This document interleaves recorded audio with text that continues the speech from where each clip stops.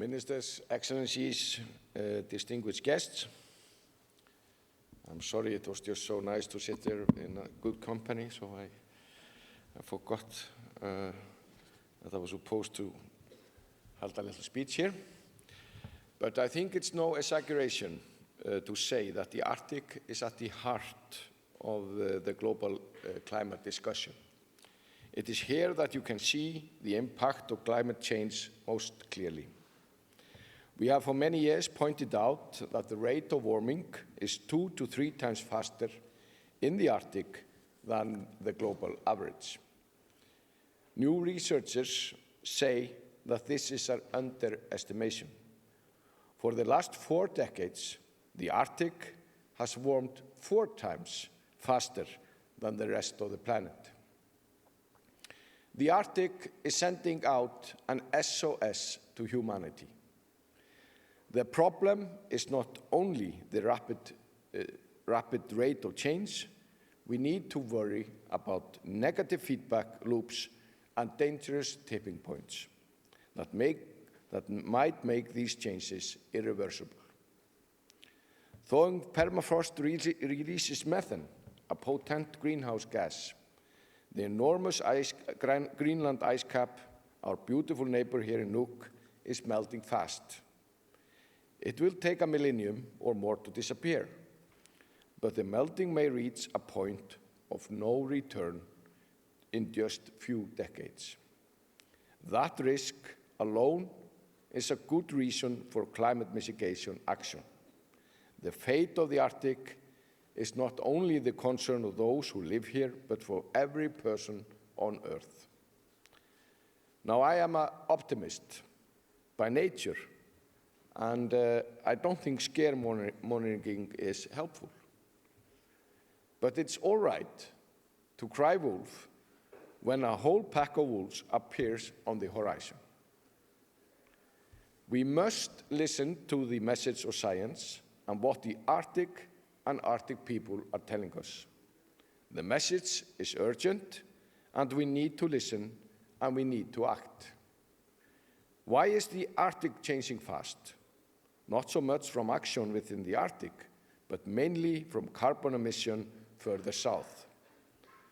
If the 4 million inhabitants of the Arctic reach net zero tomorrow, it will do little to hold climate change driven by the activity of 8 billion people worldwide.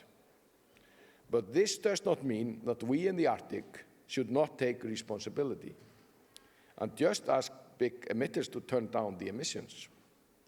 Many small island states have set out ambitious climate plans as they see it as a moral duty to be a showcase for action. I think we in the Arctic should think along the same lines.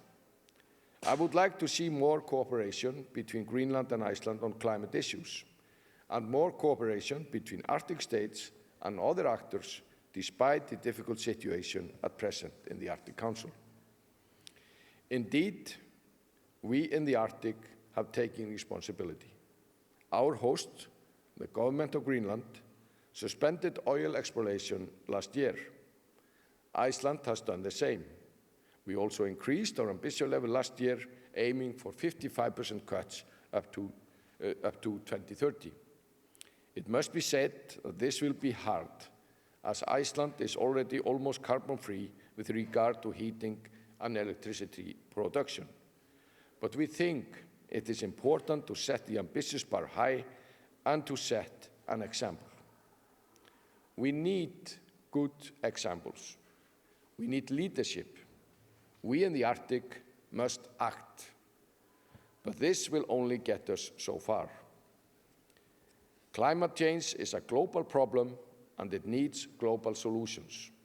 This is why the annual meetings of the climate conventions, the COPs, are so important.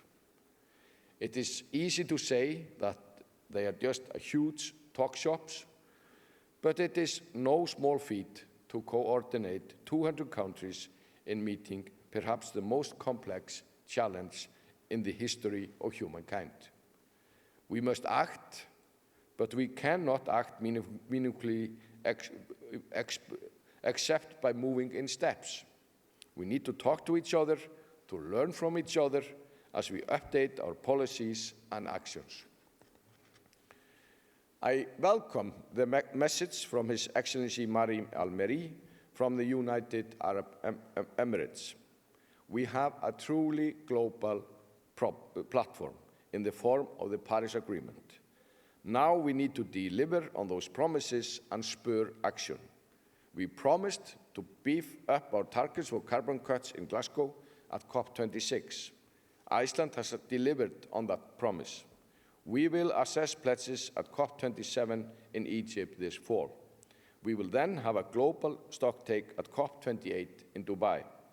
This will be a moment of truth when we see how our promises and actions line up against the latest guidance from science.